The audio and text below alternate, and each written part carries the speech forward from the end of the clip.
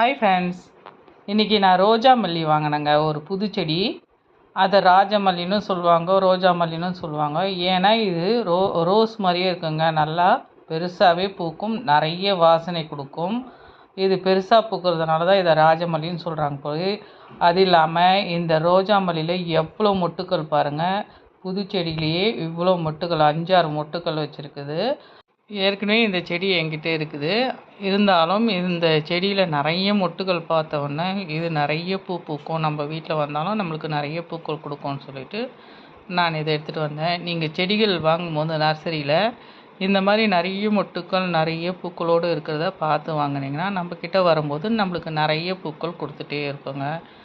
அந்த மாதிரி பார்த்து நீங்கள் நம்ம நர்சரியிலேருந்து வாங்கின்னு வரும்போதே நிறைய பூக்கள் இருக்கும்போது நம்ம வீட்டுக்கு வந்தாலும் நம்ம பெரிய தொட்டியில் வச்சோம்னா நிறைய பூக்கள் கொடுத்துட்டே இருக்கோங்க.